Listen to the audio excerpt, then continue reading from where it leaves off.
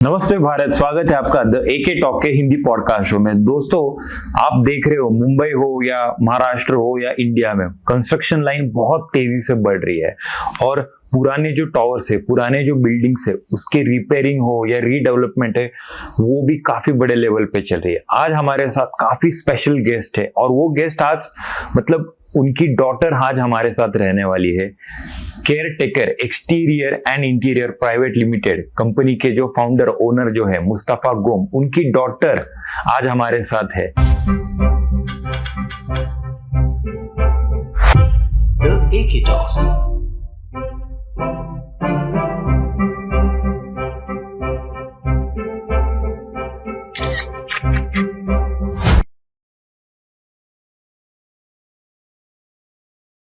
आज हमारे साथ है उमेश सलमा जी। उमेश सलमा जी, कैसे हो आप? Hi Akash, I'm good. How are you? Good. आपको कैसे लग रहा है द एके टॉक के हिंदी पॉडकास्ट शो में? बहुत अच्छा लग रहा है, बहुत अच्छा एम्बियंस आपने एक्चुअली मैं वही पूछने वाला था। You are a civil engineer ji, और आपके फैमिली का इतना बड़ा बिजनेस है, क्या बताओगे कैसे लग रहा है स्टूडियो के बारे में? नहीं, बहुत अच्छा लग रहा है। आपने बहुत अच्छे कलर्स यूज किए हैं ना, द टोन इज परफेक्ट। सब चीजें एक दूसरे को कॉम्प्लीमेंट कर रहे हैं। बहुत अच्छा सेटअप है आपका। Thank you so much. आपके जो डैड का जो बिजनेस है उसे आप यहाँ पर रिप्रेजेंट कर रही हो। कहाँ और कब से इस बिजनेस की शुरुआत हुई थी? ये बिजनेस अराउंड 1997 में स्टार्ट हुआ था। Okay. And Mumbai based business है हमारा। और हमने over 500 buildings repair and restore की है इन मुंबई। जी, मुंबई में ही। थोड़े बहुत प्रोजेक्ट्स हमने किए हैं पैन इंडिया भी, बट मेजरली हम मुंबई में ही बेस्ड है। एंड अभी रिसेंटली हमें महाराष्ट्र रत्न पुरस्कार भी दिया गया है। ओह, वेरी नाइस। ये कौन से साल में दिया है? ये साल भी मिला और पिछले साल भी मिला था। Okay, very nice. और मैंने ऐसे देखा है कि आपके जो डैड है, he is a writer also, I guess. जी, राइट। उनके बारे में आप कुछ बता सकते हो? उनके राइटिंग स्किल के बारे में, उनके राइटिंग अचीवमेंट्स के बारे में? सबसे बड़ा जो उन्होंने अभी तक बोल सकते हैं एक बेंचमार्क जिसे हम बोल सकते हैं, तो उन्होंने हमारे प्राइम मिनिस्टर श्री नरेंद्र मोदी जी पे एक किताब लिखी है। ओके।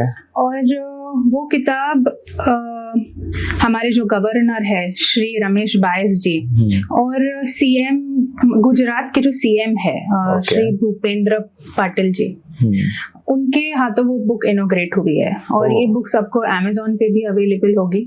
ओके। तो ये जो बुक है, उनके जो इंटरेस्ट है इन पॉलिटिक्स एंड लीडरशिप, और उनका जो उनको लगता है उनकी एक जर्नी है जो उनको लगता है कि श्री नरेंद्र मोदी जी से थोड़ी बहुत सिमिलर है। तो इस बेसिस पे उन्होंने ये पूरी किताब लिखी है जिसपे वो दिखाते हैं कि श्री नरेंद्र मोदी जी ने क्या काम किया है अपने देश के लिए। इस पे पूरी उनकी जो उनकी पर्सनालिटी है उसके ऊपर ये पूरी किताब लिखी हुई है। एग्जैक्टली। मेरा अगला सवाल यही रहेगा, मतलब आपके डैड एक सिविल इंजीनियर है, उनका इतना बड़ा बिजनेस है, he is a writer also, मतलब कहाँ से इतना टैलेंट, और उस टैलेंट में आपकी एक इन्वॉल्वमेंट कैसी रहती है? उनका जो लाइफ का जर्नी रहा है, तो वो बहुत एक्सपीरियंस उनको मिला है उनकी लाइफ की जर्नी में। वो जहाँ से आए हैं और आज जिस मुकाम पे है, उन्होंने बहुत हार्डशिप्स फेस की है। इसी हार्डशिप्स के दौरान उन्हें बहुत सारे अलग अलग लोग मिले और उनका हमेशा से एक लर्निंग इंटरेस्ट तो रहा ही है कि उनको हमेशा एक्सप्लोर करनी होती है बहुत सारी चीज़ें उनको लर्न करनी होती है। ये जो उनका एक नेचर है, इसके वजह से वो डिफरेंट फील्ड्स में कंट्रीब्यूट कर पाते हैं। मैं ये नहीं बोल पाऊंगी कि मैं कहीं पे उनके साथ भाग ले पाती हूँ, बिकॉज अभी मैं बहुत फ्रेश हूँ और मुझे बहुत कुछ सीखना है उनसे। बट हाँ, मॉरल सपोर्ट मेरा हमेशा उनके लिए रहता है। Exactly. Care taker exterior and interior, ये नाम क्यों रखा है? हमारा जो है care takers exterior and interior private limited, उसके बाद एक ना स्लोगन है, पीपल हु केयर। तो बस इसी चीज पे कि हम बिल्डिंग्स की केयर करते हैं, इसके लिए हम केयर टेकर्स है। एग्जैक्टली जी, और ये नाम उसी चीज पे से आया है। एक ये नाम आपके डैड ने सजेस्ट किया था? हाँ, ये उनका ही थॉट था। ओके, और ये कंपनी कौन से साल में स्टार्ट हुई थी? 1997 में। ओह जी, लॉन्ग टाइम। पहले वो एक जैसे प्रोप्राइटरशिप होता है वो था, फिर वो एक पार्टनरशिप फर्म में हुआ, एंड देन रिसेंटली अराउंड 2012 में वो एक प्राइवेट लिमिटेड फर्म हुई है। Exactly, very nice, very long experience you have and your family. So like आप मुंबई में ही काम करते हो? मुंबई में majority of the work Mumbai में बेस्ड है। बाकी हम थोड़े बहुत महाराष्ट्र में भी थोड़े बहुत प्रोजेक्ट्स किए हैं, but workmanship see we believe के हमको क्वालिटी वर्क प्रोवाइड करना है, और उस क्वालिटी वर्क प्रोवाइड करने के लिए मैन पावर बहुत ज्यादा लगता है। सो बिकॉज मुंबई में ऑलरेडी ये सब चीजें हमारे पास अवेलेबल है, जैसे लेबर हो गए, इंजीनियर्स हो गए, बट आउट ऑफ मुंबई थोड़ा सा डिफिकल्ट हो जाता है लेबर को अकोमोडेट करना, इंजीनियर्स को अकोमोडेट करना। इसके लिए फॉर द टाइम बिंग यहाँ हम मुंबई में है, बट प्लान तो है हमारा पैन इंडिया जाने का। एग्जैक्टली। एज अ डॉटर आप आपके डैड के लिए कैसे हेल्प करते हो? अभी तो मुझे दिख रहा है एक पॉडकास्ट में उन्हें रिप्रेजेंट कर रहे हो, वेरी गुड थिंग। या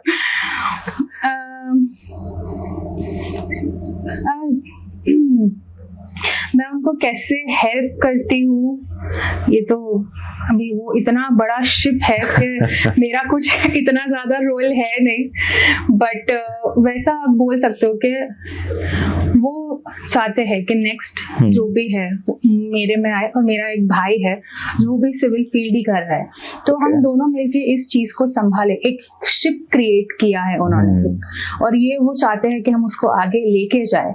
तो बस फिलहाल तो मैं हेल्प तो नहीं कर पाऊंगी, हेल्प नहीं बोल पाऊंगी, बट हाँ कि मैं वो जहाँ कदम रखते हैं उस पे कदम रख के मैं चल रही हूँ और सीख रही हूँ। एग्जैक्टली। आप उनके साथ साइट विजिट वगैरह करते हो? साइट विजिट जी होती है। ओके जी, क्योंकि अभी उनके पास जितना एक्सपीरियंस है, अभी मैं और कहाँ ढूंढने जाऊँ वो एक्सपीरियंस, तो उनके साथ रह के ही सब सीखना है। एग्जैक्टली। बिल्डिंग जब प्रिपेयर करते हैं, क्लाइंट कैसे अप्रोच करते हैं, और अप्रोच होने के बाद कैसे वो प्रोसेस रहती है? ओके, महाराष्ट्र के अंदर तो अब रूल हो चुका है कि आपका बिल्डिंग बनने के बाद 15 साल में इट इज अ कंपल्शन कि आपको उसको ऑडिट करवाना है। ऑडिट इज अ प्रोसेस जहाँ पे आप आपका जो बिल्डिंग का स्ट्रक्चर होता है उसको एग्जामिन करवाते हो। आप मतलब इसमें प्राइवेट ऑडिट रहती है या गवर्नमेंट के अंडर? नहीं, प्राइवेट ऑडिट ही होती है। प्राइवेट बिल्डिंग्स के लिए private audit, private structural consultants होते हैं जो आपके बिल्डिंग का ऑडिट करते हैं। वंस ऑडिट हो जाती है, फिर डिपेंडिंग अपॉन कि आपका स्ट्रक्चर कितना स्ट्रॉन्ग है या वीक है, देन वो आगे का प्रोसेस होता है।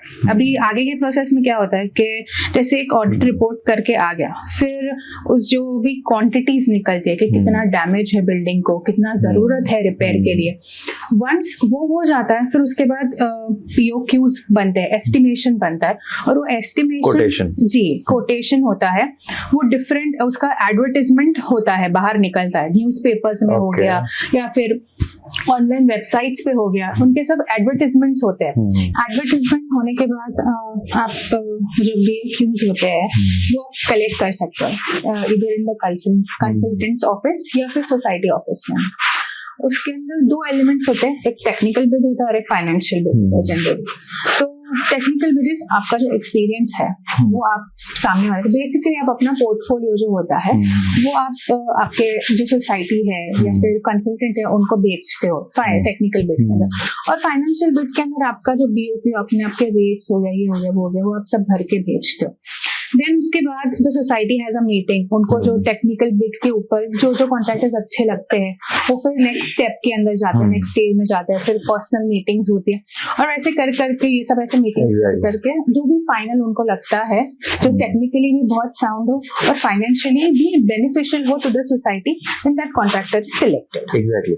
आप बिल्डिंग रिपेयर्स में हो, राइट? जी। आपको कैसे समझता है अगर एक क्लाइंट बुला रहे हैं आपको कि हमारी बिल्डिंग रिपेयर करनी बनी है। एक एग्जांपल, आंखों को दिखता है कि ये बिल्डिंग में कुछ डैमेज हुआ है, बट टेक्निकली आप लोगों को कैसे समझता है कि ये बिल्डिंग सच में अभी रिपेयर करनी चाहिए? आप एक जब बिल्डिंग को देखते हो तभी आपको पता चल ही जाता है कि उस बिल्डिंग को कितनी रिपेयर की जरूरत है। एग्जैक्ट में भी आपको ना मिले क्वांटिटी, बट देख के समझ आ जाता है। बट हाँ, ये चीज कब समझ आती है? जब आपके पास एक्सपीरियंस होता है तब। अभी हम जैसे जो नए हैं 2, 4, 5 साल जो इतना एक्सपीरियंस किया, उनको बहुत सारे इक्विपमेंट्स लगते हैं, बट जिनके पास एक्सपीरियंस, अभी जैसे मेरे फादर हो गए, उनको आज 40 साल का एक्सपीरियंस हो चुका है, तो वो बस एक हैमर के टैप से बता सकते हैं कि वो स्ट्रक्चरल मेंबर को कितना रिपेयर की जरूरत है, वो उसको रिपेयर की जरूरत है भी या नहीं है, वो डिटोरेट हुआ है या नहीं हुआ, और कितने लेवल पे डिटोरेट हुआ। अभी आपने कहीं देखा होगा स्ट्रक्चरल मेंबर्स। अभी structural members are basically columns, beams और स्लैब्स। ये ऊपर की मैं बात करूँ, नीचे फाउंडेशन जो है वो तो है ही है। अभी उसके ऊपर क्रैक किस डायरेक्शन में जा रहा है, उनका एक्सपीरियंस इतना हो गया है कि वो क्रैक के डायरेक्शन में बता सकते हैं कि कितना अंदर डैमेज रहेगा। तो हाँ, ये चीज आप जैसे आपने पूछा, तो इस एक्सपीरियंस के साथ तो आपको पता चल जाता है कि कितना रिपेयर की जरूरत है या नहीं। एग्जैक्टली। आपको, आपके एक्सपीरियंस में आपको क्या लगता है कि मुंबई में अगर कोई बिल्डिंग रहेगी, उसे कितने साल के बाद रिपेयर करने की जरूरत पड़ती है? मुंबई का क्लाइमेट इतना ऐसा है, उसमें ह्यूमिडिटी इतनी ज्यादा है, सॉल्ट ज्यादा है इन द एयर। सो और जैसे अपने बिल्डिंग का 2 इम्पोर्टेंट जो क्या बोल सकते हो आप, मटेरियल्स, एक रीइंफोर्समेंट हो गया, दैट इज आवर स्टील, और कंक्रीट हो गया। अभी कंक्रीट इज वेरी पोरस, तो बिकॉज इतना ह्यूमिड क्लाइमेट और इतना सॉल्ट है हमारे क्लाइमेट में मुंबई के, कि बाय डिफॉल्ट आपका जो रीइंफोर्समेंट है वो डिटोरेट होना ही है। करेक्ट। सो इसीलिए ऑडिट्स आर इम्पोर्टेंट, और इसी के चलते महाराष्ट्र के गाइडलाइंस भी बैठता है कि आपको 15 साल में पहला ऑडिट करवाना ही है। और जो भी छोटा मोटा रिपेयर लगता है आपको वो कर देना ही चाहिए ना। अपन ऐसे बोलते हैं कि prevention is better than cure. Repair का भी यही है कि आप थोड़ा अभी करवा लो ताकि आगे जाके कुछ बड़े मिसहैप से आप बच पाओ। करेक्ट। जैसे आपने अभी बताया कि एक बिल्डिंग में एग्जैक्टली कितना बड़ा क्रैक है, ये मतलब अंकल को देख के ही पता चलता है कि एक एग्जांपल कि एक 10 माले की बिल्डिंग है और उसमें 2-3 बहुत बड़े क्रैक है, तो इस क्रैक के लिए कौन सा मटेरियल एग्जैक्टली यूज करते हैं? भी बहुत सारे ट्रीटमेंट्स होते हैं। हम जब ओपन करते हैं फिर ही हम कंडीशन को असेस कर पाते हैं कि आपका क्या ट्रीटमेंट होना चाहिए। पहला हम बोल सकते हैं इपॉक्सी रिपेयर होता है, उसके बाद पॉलीमर रिपेयर होता है, और सबसे बेस्ट जो होता है वो माइक्रो कंक्रीट रिपेयर होता है। उसका बजट ज्यादा रहता है जी। ओके। ये सब जैसे मैंने आपको बोला, ये बजट वाइज भी उसी तरह हायर रेंज पे जाते हैं, बट लॉन्ग रन के अंदर वो आपको बेनिफिशियल होता है। अभी प्रोसेस काफी हद तक सिमिलर ही होता है। जैसे जब हम खोलते हैं तो डिपेंड करता है आपका जो रीइंफोर्समेंट है वो कितना खराब हुआ है, उसके ऊपर आपको उसको सिर्फ रस्ट साफ करके आपका काम चल जाएगा। मतलब रस्टिसाइड आपने लगा दिया उसके ऊपर, उसको साफ कर दिया, उसमें आपका काम चल जाएगा। या फिर आपको उसको किसी और स्टील के साथ वापस से ओवरलैप करके उसका स्ट्रेंथ बढ़ाना पड़ेगा, या फिर आपको पूरा वो सेक्शन निकाल के उसको वापस से जैकेट करना होगा। Jacket in the sense reinforcement है, बट हम उसके बाहर एक और एक जाली जो मैश होता है या वापस से उसको एक रीइंफोर्स करते हैं, जैकेट करते हैं उसके अराउंड, और फिर उसको वापस से फिल करते हैं जिससे उसका स्ट्रेंथ बढ़ पाए। तो बहुत सारे अलग अलग ट्रीटमेंट्स होते हैं। फाइनली वो इसी चीज पर डिपेंड करता है कि आपका स्ट्रक्चर कितना वीक है या कितना स्ट्रॉन्ग है। एग्जैक्टली। जैसे मैंने इंट्रोडक्शन में बताया था कि 500 प्लस बिल्डिंग्स का आपने काम किया है। आपके एक्सपीरियंस में मुंबई सिटी में मोस्टली स्लैब्स के ऊपर ज्यादा क्रैक दिखते हैं या वॉल के ऊपर? अभी हम जो स्ट्रक्चर्स बनाते हैं वो फ्रेम स्ट्रक्चर्स होते हैं। बेसिकली जो पूरा लोड होता है वो कॉलम्स, बीम्स और स्लैब पे ही होता है।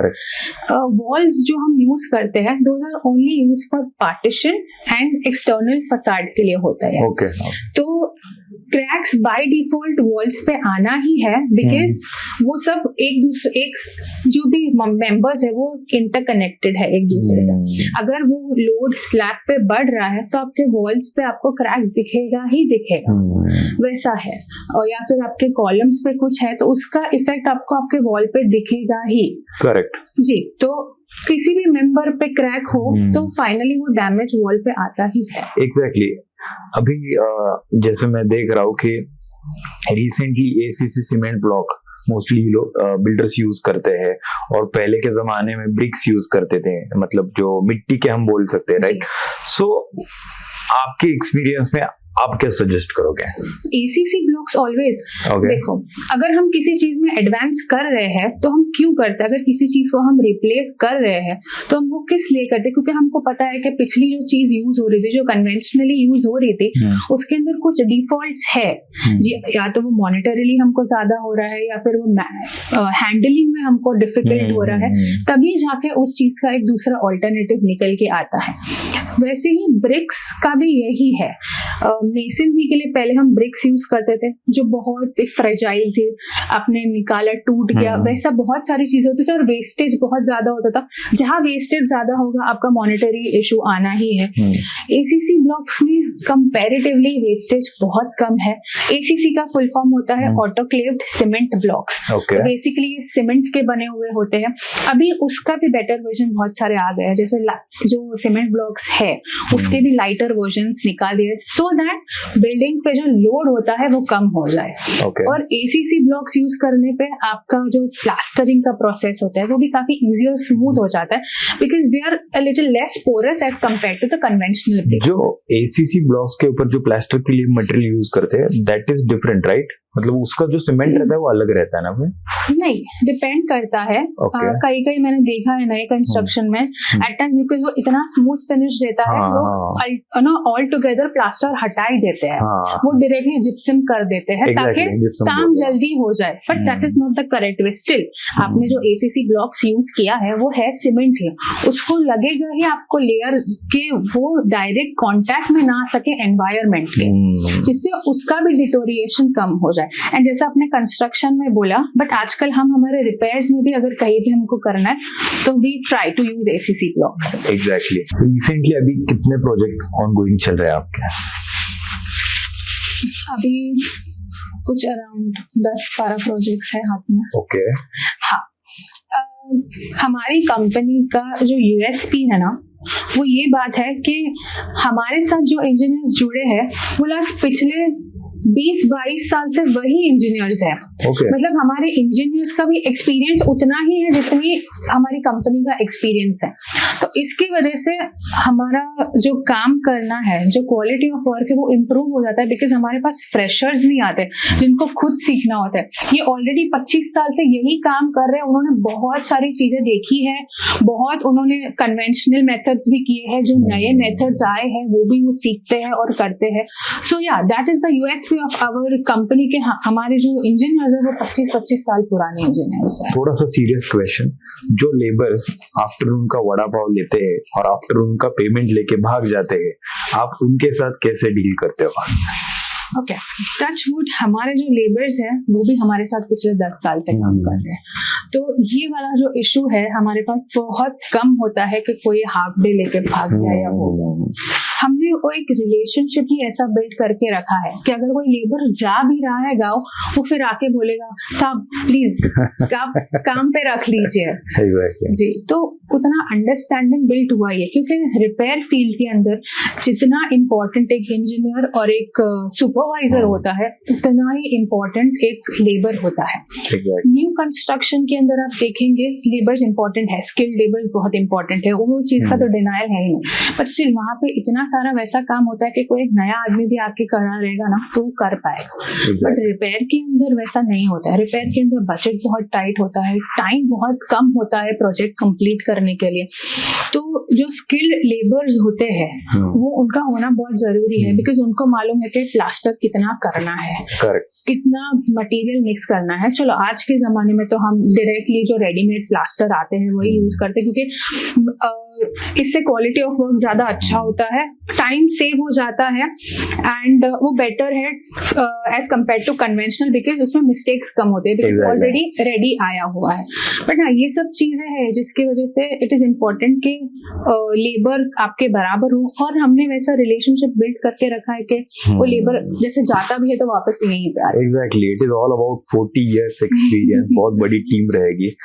Caretaker exterior and interior private limited company के साथ अगर फ्रेशर्स को ज्वाइन करना रहेगा, अगर आपके साथ काम करना रहेगा, तो उन्हें क्या करना चाहिए? वो एकदम फ्रेशर्स को नहीं रखते, बिकॉज ये फील्ड बहुत ऐसे रिस्क फील्ड का रिस्की है, बहुत ज्यादा काम करना, बहुत ज्यादा काम होता है, बहुत लिमिटेड बजट होता है, और छोटा सा गलती भी ना, अभी जैसे बिल्डर का हो गया, उनके पास बजट है फुल कि अगर उनको मालूम है क्योंकि उनके पैसे बाद में आने वाले हैं कि अगर आज चलो ना, आज अभी 21 रुपीज स्क्वायर फुट बेच रहा हूँ, कल मैं 22 भी बेच दूंगा तो भी लोग ले लेंगे, मेरा लॉस कवर हो जाएगा। बट यहाँ पे कैसा होता है ना कि पैसा ऑलरेडी डिसाइडेड है कि भाई आपको इतना मिलेगा प्लस माइनस 5%, तो उसके अंदर ये रिस्क ले ही नहीं सकते कि भाई इंजीनियर की गलती हो गई और मतलब बहुत ज्यादा लॉस हो गया। वैसा ऐसे कई जगह पे, अभी जैसे मैंने कंसल्टेंट के पास काम किया, तो इनके इंजीनियर्स न्यू होता है जिसकी वजह से उनका कुछ हो जाता है, फिर वो तोड़ के वापस से बना वो बहुत डिफिकल्ट हो जाता है।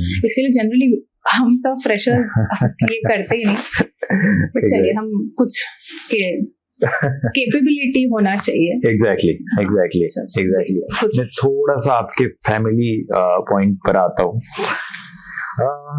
अंकल कैसे फैमिली टाइम और जो प्रोफेशनल लाइफ जो टाइम है वो कैसे हैंडल करते हैं?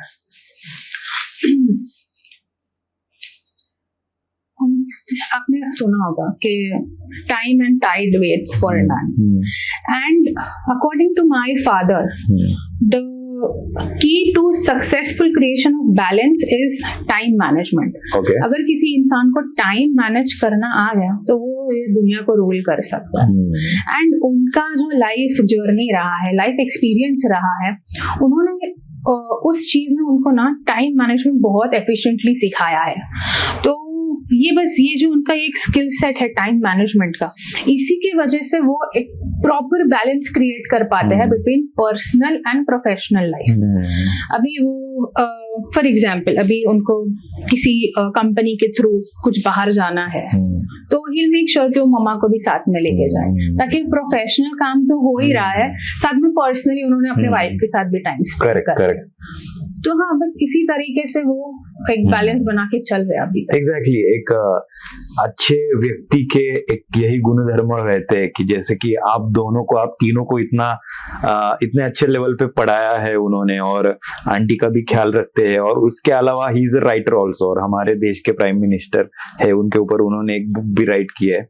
तो ये बहुत पेशेंस वाला काम है, और जैसे आपने बताया कि टाइम मैनेजमेंट, ऑब्वियसली वो सब देख क्या आ रहा है सब चीजों में। आपने यही बोला, मैं एक और बात, जैसे हर एक कम्युनिटी का जैसे होता है, तो अभी जैसे हम कांदिवली रहते हैं तो वहाँ की अंजुमन नजमी कांदिवली करके एक जमात है, एक 500 पीपल, हम 500 हाउसेस रहेंगे, उनके भी वो सेक्रेटरी है। तो उस तरीके से वो सोशल वर्क में भी उतने ही एक्टिव है जितना वो प्रोफेशनल पर्सनल लाइफ में है। जी। So he is active in social life. जी। सो हम उन्हें इन फ्यूचर कोई पॉलिटिकल पार्टी में देख सकते हैं? नहीं, वो उस लेवल पे उस तरीके के सोशल लाइफ में, बट सोशल सर्विसेज जैसे होती है, उस चीज में भी बहुत एक्टिव। मतलब अंकल ने कोविड टाइम में बहुत सोशल काम किया है। क्या बता सकते हो उसके बारे में आप? जैसे गरीबों में खाना खिलाना उस टाइम पे, अभी हमारे जो गुरुजी है हिज होलीनेस सैयदना मुफद्दल साहब, उनके यहाँ से ही आया था कि आप लोग, जो लोग दूसरे हैं, जो लोग नहीं अफोर्ड कर सकते हैं कोविड के अंदर, जिनका घर चला गया है, जो कहीं और रह रहे हैं लेकिन यहाँ पे फंस गए हैं, उनको आप खाना खिलाओ। जी। तो इस चीज के अंदर उन्होंने बहुत ज्यादा मेहनत की थी उस टाइम पे, क्योंकि बाकी कम्युनिटी के लोगों को कन्विंस करना कि अभी नहीं है, हमारे पास भी नहीं है, बट हमको दूसरे के लिए करना है। तो उनके ये सब चीजों से, जो इनका सोशल वर्क है, उससे मैंने देखा है बहुत लोग मोटिवेट हुए और उन्होंने भी ये काम में अपना योगदान दिया है। और दूसरी ही क्या, हम भी खुद बहुत ज्यादा मोटिवेट होते हैं उनके सोशल सर्विस से। एग्जैक्टली। मैं थोड़ा सा स्टार्टिंग के पॉइंट पर आता हूँ। आपने जैसे बताया कि जो गवर्नर साहब हैं उनके हाथ से उन्हें अवार्ड मिला है, उसके बारे में कुछ आप बता सकते हैं? जी, उनको काफी अवार्ड्स मिले हैं in the field of social services and repairs, दोनों में। उनको महाराष्ट्र गवर्नर से अवार्ड मिला है, कोलकाता गवर्नर से मिला है, केरला गवर्नर से मिला है, और रिसेंटली उनको तेलंगाना गवर्नर से भी मिला है। तो ये जब एक्नॉलेजमेंट मिलता है, एक मोटिवेशन क्रिएट होता है to serve the society better. And he was also felicitated with honorary doctorate from IMES because of his experience in repairs and restoration of the building. Okay. तो हाँ, उनको ये भी एक बहुत बड़ा अचीवमेंट है उनके लिए। Exactly. काफी बड़ी अचीवमेंट है। हमारे जैसे लोग इन सब चीजों के बस सपने ही देखते हैं, बट ऑब्वियसली एज के अनुसार उन्हें बहुत सारी चीजें मिली है उनके हार्ड वर्क की वजह से। डिजिटली जमाने में केयरटेकर एक्सटीरियर एंड इंटीरियर, इस कंपनी को आप कैसे प्रमोट करते हो? My father has always been up to mark with the trend of the time. Okay. आज के जमाने में क्या चल रहा है वो हमेशा अप टू डेट रहे in terms of advertising, because हमारे फील्ड में एडवर्टाइजिंग बहुत ज्यादा इम्पोर्टेंट है। जैसे मैं रिकॉल करती हूँ, उन्होंने मेरे को बताया था कि एक टाइम था जब वो सिर्फ पोस्टर्स लगते थे वॉल्स के ऊपर, तो उस टाइम पे उन्होंने वो भी किया है। Okay. फिर ये एक नया ट्रेंड आया कि आप जिस बिल्डिंग पे रिपेयर कर रहे हो वहां पे आप होर्डिंग्स लगा दो, तो उन्होंने वो भी किया है। फिर आया कि बस के पीछे होर्डिंग्स अलाउड थी, प्रिंट मीडिया मतलब। जी, उन्होंने वो प्रिंट मीडिया पे आए। प्रिंट मीडिया पे अब उनको पता चला कि अभी ये इन्फ्लुएंसर्स और पॉडकास्ट से हो रहा है। तो एक एग्जांपल तो यही पे है कि हम यहाँ बैठ के उसका प्रमोशन कर रहे हैं, और काफी एड्स भी करवाई है उन्होंने काफी एक्टर्स से, और है तो जस्ट बिकॉज वो टाइम के साथ रहते हैं। आज डिजिटली वो बहुत साउंड है, बहुत कुछ करते हैं वो। आप उनका यूट्यूब भी देखोगे तो आपको पता चलेगा कि बहुत सारी वीडियोस वो डालते हैं काम की। इंस्टाग्राम पे उनके बहुत सारे वीडियोस होते हैं काम के। तो हाँ, इस तरीके से वो अपना प्रमोट कर रहे हैं डिजिटली भी। अगर मुंबई हो या महाराष्ट्र या इंडिया में, अगर किसी को आपके कंपनी से कुछ काम करके लेना है, caretaker exterior and interior private limited companies के साथ काम करना है, या उन्हें आपकी कंपनी से कोई काम करना है, तो उन्हें आपके साथ कैसे कनेक्ट हो सकता है? हमारी वेबसाइट अवेलेबल है, आप उसके थ्रू हमें कांटेक्ट कर सकते हो। आप देखोगे तो हमारा बहुत अच्छा एक इंफॉर्मेटिव गूगल पेज भी है, आप डालोगे आपको सारी इंफॉर्मेशन उस पर मिल ही जाएगी। एंड जी हाँ, ये बस इन तरीकों से आप हमें कांटेक्ट कर सकते हो। उमेश सलमा जी, आपके साथ बात करके काफी अच्छा लगा।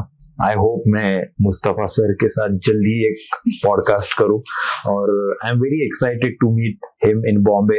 मैं जल्दी उन्हें मिलता हूं, और काफी अच्छा लगा उनके लाइफ के बारे में सुनकर, और आप यहाँ पर हमारे ये हिंदी पॉडकास्ट में आए। थैंक यू सो मच आपके आगे के जर्नी के लिए।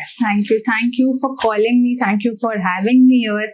ये जैसे हमने बोला, एक अपॉर्चुनिटी आपने दिया हमको यहाँ आके बोलने के लिए, इसके लिए थैंक यू सो मच।